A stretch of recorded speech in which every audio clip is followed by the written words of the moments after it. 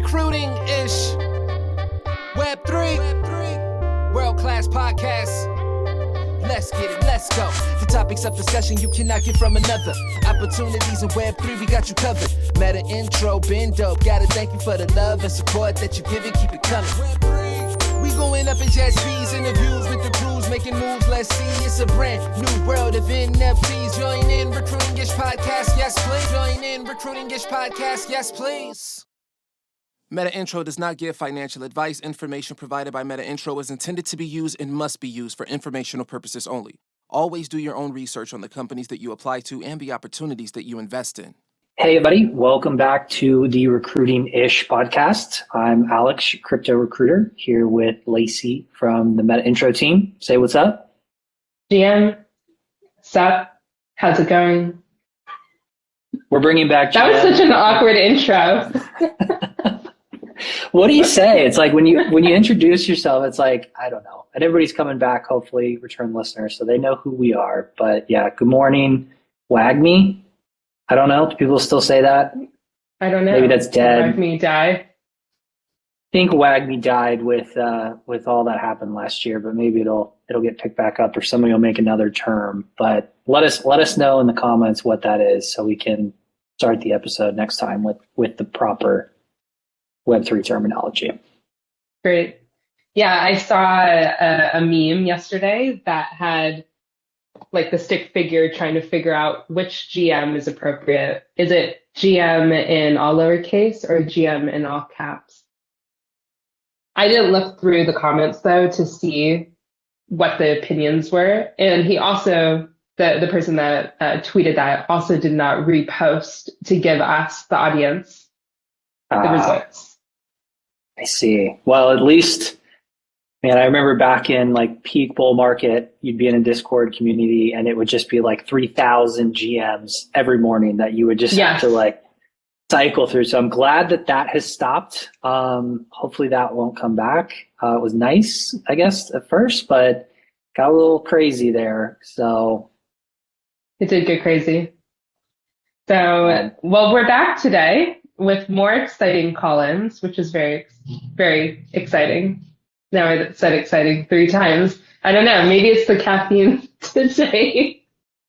Lacey's on her 4th cup of espresso coffee here today. That's Web3 normal at this point. It is. It is normal. And it's normal depending on how early you get up in the day. So, I'm up early. Yes, this is my 3rd cup of coffee, but I think that's okay, given how early I woke up. So anyways, we have some great call-ins. Is that what we want to call it on the show? Call-ins, voice memos, questions from the audience. I like call-ins. I think it's, call-ins. I don't know, it makes me feel like I'm on like a formal talk show versus just a podcast. So call-ins, but again, let us know. We're soliciting feedback for all parts of this podcast.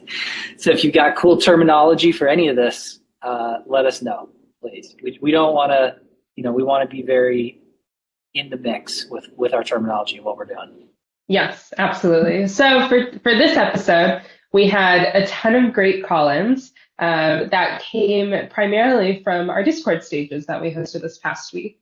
So if you're thinking, hey, I want to have my questions answered on the amazing Recruiting-ish podcast, how do I do it, Lacey and Alex? Where do I go?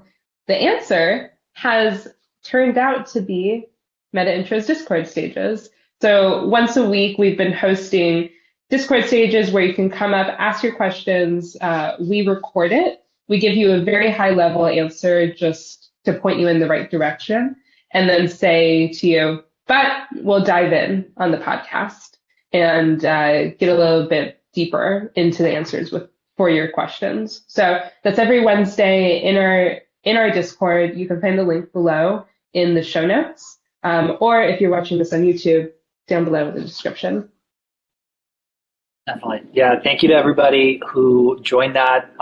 It sounded like we got a tremendous response. I mean, we've almost had too much, so we're trying to get, a few questions answered in each episode, probably do some dedicated episode around, similar topics, and we can dive in. And again, the Discord is a resource in so many ways. So that's just one of the tons of opportunities there, from job postings to networking to fun stuff, some good mornings in there from time to time. Really cool community. So shout out to them. Shout out to Metaintro for building that and helping get some content for us. And before we dive in, just some quick call outs to stuff that's happening in our ecosystem. I almost, we were talking about it before the recording of this podcast, is like, what are we calling this? So consensus is we're calling this a Web3 job tour.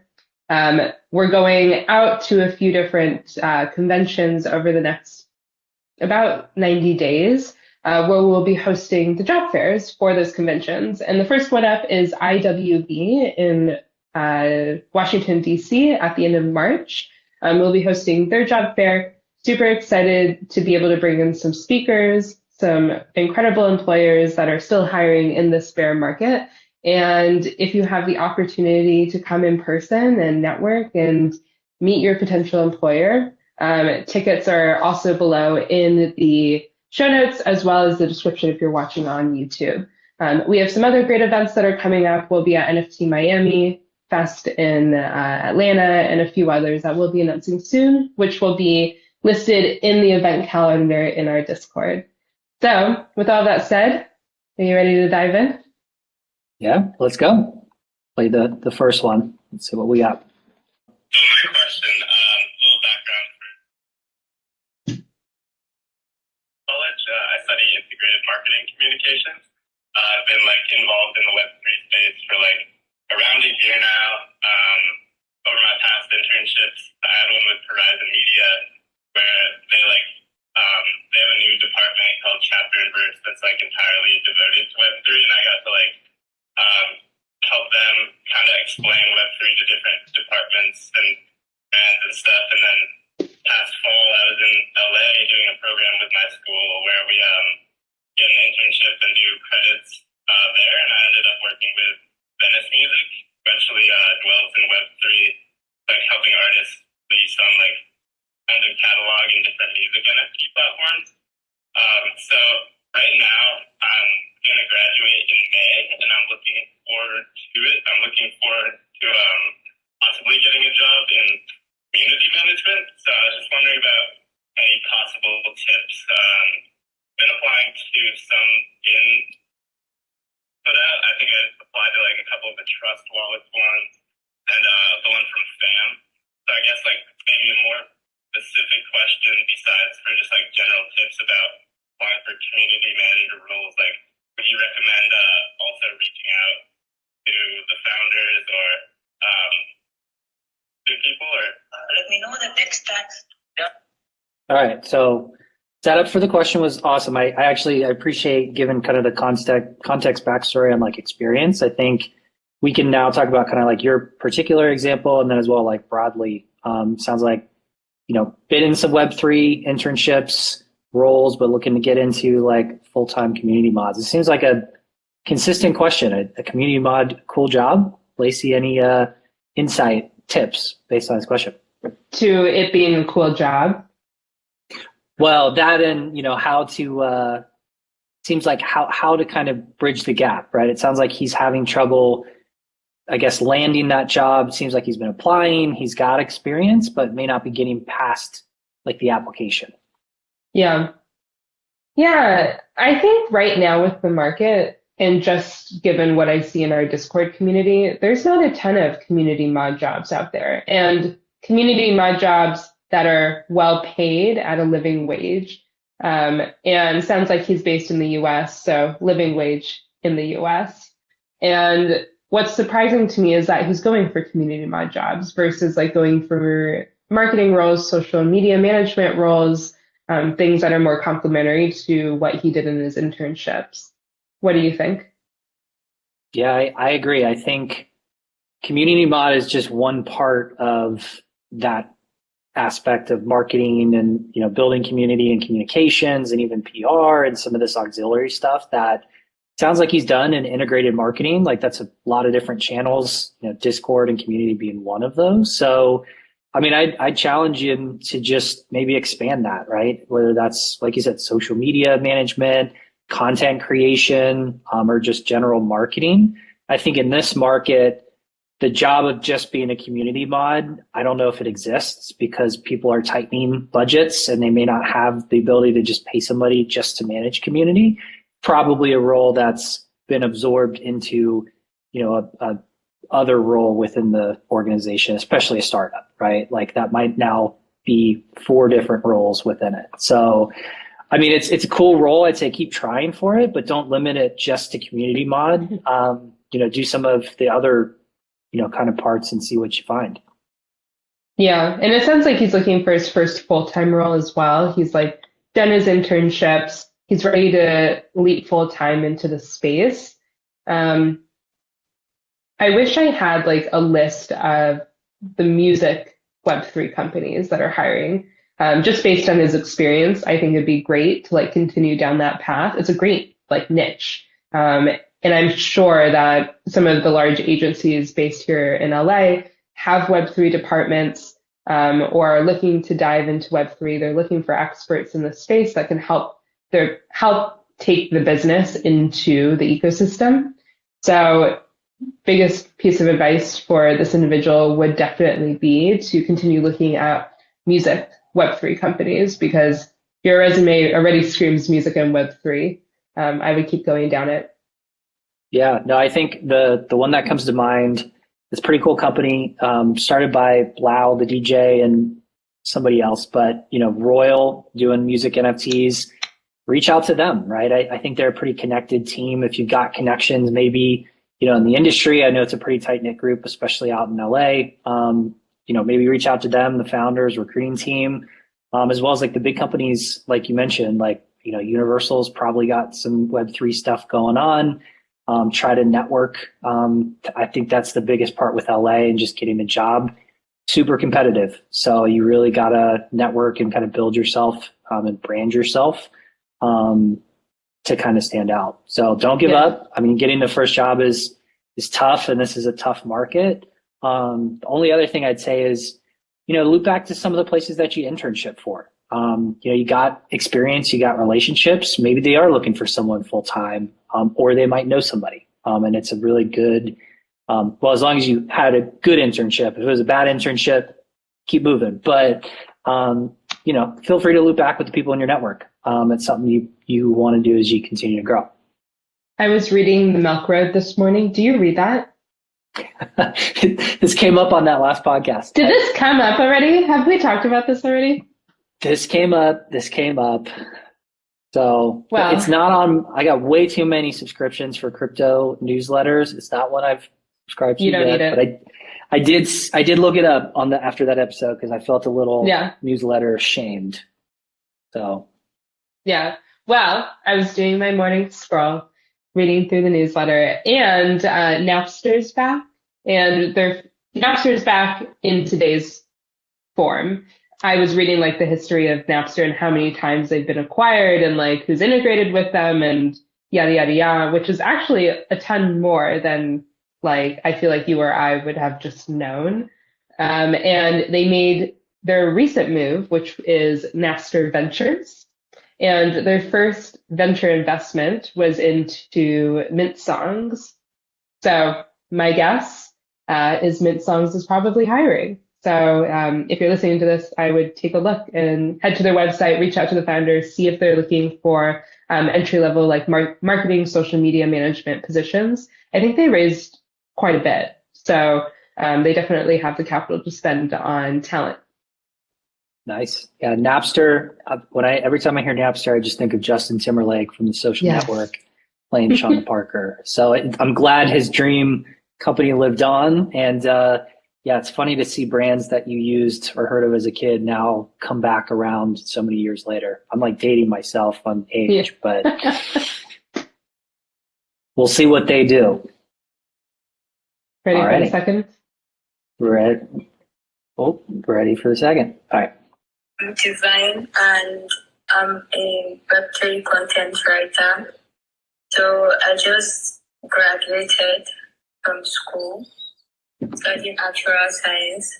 and I just started writing in Web3, I think 4 months ago. So I'm still kind of trying to, build myself and know what I'm doing.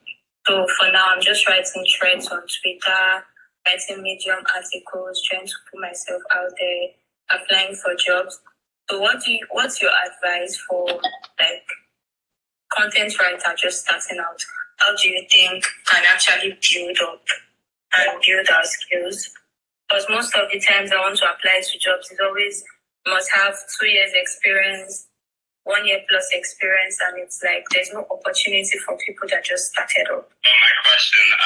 So sorry, these run together through Telegram, so apologize for the run on. But Web3 copywriter, kind of written content, getting started, having trouble getting past kind of these applications with maybe higher level expectations. Any initial thoughts?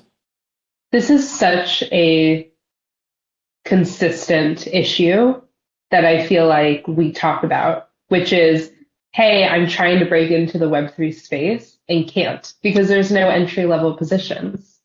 And I get it. On one hand, you have companies who are building this like Web3 company for the first time, Web3 part of their business for the first time, and you need senior level experts in the business to make it run and operate, and then you bring on those entry level people. And I think we're at a point within our ecosystem where we're still at level 1.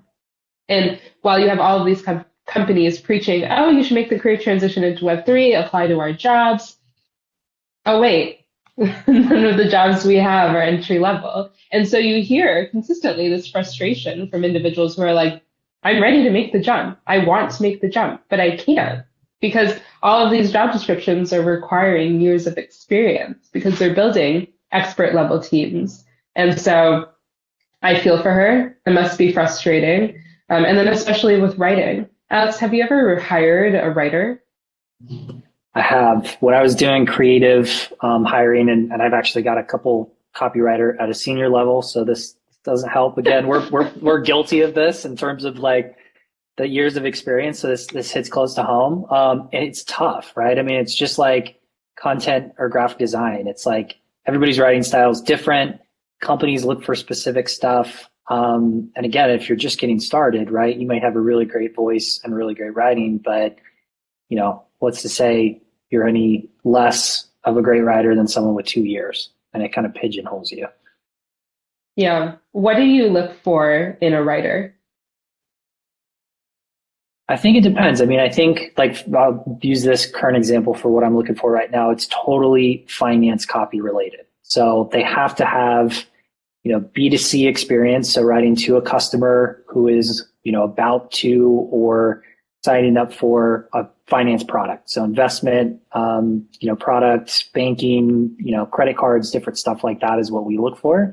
And the reason for that is because there's regulation around what you can say, what you can't say in certain copy and marketing. So it's like you have to have that experience and you have to have a pretty high level because it is scrutinized. But like back when I was at Coinbase, we'd hire writers on a freelance basis where it was more for like events or just, to get exposure, where it was just people that could write, short form content that could be across platforms or channels where it attracts people into different funnels. So writing's like very particular. Like I feel like as a good writer, you got to know how to like adapt your writing style, which is why, Medium or Substack, I think is a great platform to just push out content and push out as much as you can across different industries so that, hopefully somebody sees it through Twitter or LinkedIn and it kind of gets picked up. And it gives you the ability to push out, your independent content where before it was just like blog posts throughout random places. So if you're doing that, keep doing that and keep pushing out content because hopefully one day somebody will see it and pick you up for some of these opportunities. You know what she should do? Crazy idea. She should start like a series on Medium or Substack about Web3 recruiters and then reach out to those Web3 recruiters to interview them, write a great piece on them, give it to them, and think of that as almost your like job application or your submission to get in front of that recruiter. I had somebody do that to me once where great writer, she reached out to me. She was writing an article on something about in the Web3 space, maybe like founders in the Web3 space. She sent it to me when it was done. Amazing. And then she was like, oh, by the way, if you're ever hiring, like, here's my portfolio, my resume, you've seen my work, please think of me. And now, if we were to hire a writer, she would probably be the first person that I'd reach out to. That's an awesome idea. I mean, you can do that with recruiters, founders, Totally. creative directors. I mean, get in touch with the people that are actually, doing the hiring and looking through it. I think that's a great idea. I mean, I'm happy to volunteer as the first pass if you are interested in doing this. Hopefully it's a good article. But I'm happy to, any piece is good publicity, I guess. But yeah, I mean, content, right? I think you got to do a lot of it. And when you first get started, it takes a lot just to get consistent and to get, enough content to share. But this podcast is a great example. Our first one, we didn't think was very great. We're now still working through it. There's always something we can do, but it's starting to gain some traction. So don't lose hope. Writing's tough, but if you love it, you'll end up finding something that is exciting for sure. And apply to that damn job that has 2 years of experience, because I don't know how many writers have 2 years of crypto specific experience. So they're probably flexible. And if you got good work, they'll drop that requirement. This is where we put in like the sound effects. This is where I'm snapping. For those that are listening, I'm snapping in the background. Like, yes, preach. Next purchase is a soundboard. I think we had some claps on one of the platforms. We did. Yeah, Riverside was great. And shout out to them for making an awesome product. However, the export quality was not good. And so if you're from Riverside and you're listening to this podcast, can you please fix that feature? Because then we'll come back and we'd be happy to pay. But in the meantime, we're on Squadcast because the quality has been great all around, except for Squadcast is missing the soundboard. So whoever wants to build it first, someone either fix the export feature or somebody build the audio board. Indeed. And we need plugins so we can play these so it doesn't look like we're just doing it through the phone. That's the next, we're working on it. We're getting there. We had one other question that came in as text because he was too shy to record it. Okay. Two other questions that came in through our Discord. First question, which is actually similar to the question that we just got, says, I'm shy, so I'll drop my question now. Orlando here. Just want to know what to do to distinguish myself from other copywriters in the Web3 space. What's a good way to distinguish yourself, like as a writer? I mean, I can give advice, but I caveat it by saying I'm not a writer. So it's from my perspective and I guess what I've seen. But don't let that just be the only thing. Like, solicit this from other copywriters you come across or you respect. Like, feel free to ask this across the network and see what you find. But again, I think talking back to like consistency and creativity and content, I think is super important. I think, the great thing about social media or, having people put out written form is you can do it. It's cheap. It's free in most places. It reaches a lot of audience, but there's also a ton of it out there. So I think, finding your voice, staying consistent to that, writing about stuff you're interested in, I think is super important. As well as, like we've talked about in past episodes, branding yourself, like staying consistent across Twitter, Instagram, LinkedIn, Medium, Substack, tell people who you are as a writer and then build content that matches that. What do you think? Yeah, it's tough. I'm not a copywriter, so I'm not in it every day. I don't know the struggles like firsthand, if you will, distinguishing yourself from other copywriters in this space. But just like you said, personal branding probably does go a really long way. So, for instance, your crypto Twitter profile, does it say that you're a copywriter? Is your favorite article pinned to the top of your feed? Do you have your banner saying that you're a copywriter. Does the link in your bio go back to your publications? Doing those simple things probably go a long way, especially given that a lot of recruiters look at Twitter. Same goes for LinkedIn. You can feature, there's that article feature section on your LinkedIn. You should put all of your articles that you're super proud of in that section. And taking advantage of the features that LinkedIn does give you to promote yourself and to distinguish yourself from other individuals that are applying to the same jobs that you are. Take advantage of those. Spend some time, go through your LinkedIn, see if you can highlight some of those articles that you've written. But that would probably be my biggest piece of advice. But it's probably tough because not only do you have to distinguish yourself, you have to get people to read your work. Yeah, I think that's the toughest part right now with TikTok and short form content. Like it's hard to get someone to read just one sentence, let alone a paragraph or an entire article. So, some of it might be find ways to drive traffic back through those. Like Lacey mentioned with your personal profiles, or maybe you make TikToks or comment on TikToks to try to get stuff, or just, clicks and views, and hopefully a following that'll keep coming back. But try new stuff. I think that's the coolest thing about creative content is, you could try something, it might not work, you try something else. But don't give up. You got to always keep changing. Like you said, hopefully it'll build that following and then you'll be like a stellar copywriter. And last question, Prakash asked, what are the tech stacks used for developing metaverses or virtual spaces? My guess for this is that this is a developer that's looking to break into the space, and they're curious about what stack that they should learn first. What do you think? Okay, I'll caveat this again by saying I'm not a developer. My technical working knowledge is probably lighter than most. What I've seen most crypto metaverse, companies looking for in developers is either a combination of Solidity, Rust is another one that I think's come up a bunch. Front-end language, everybody's got different stuff. Java I think is pretty popular, but I'd say Solidity is in high demand. If you have experience, writing in Solidity and building projects, or even just taking a course, I think there's a ton of opportunity there. And it's a very high paying job, just because there's not a lot of people that do it. But you'd probably know better than I would in terms of, no. I mean, maybe this question. We should ask Brad. Brad would. We should. All right, Brad, if you're listening, what's the first stack that somebody should learn if they're trying to make the transition into Web3?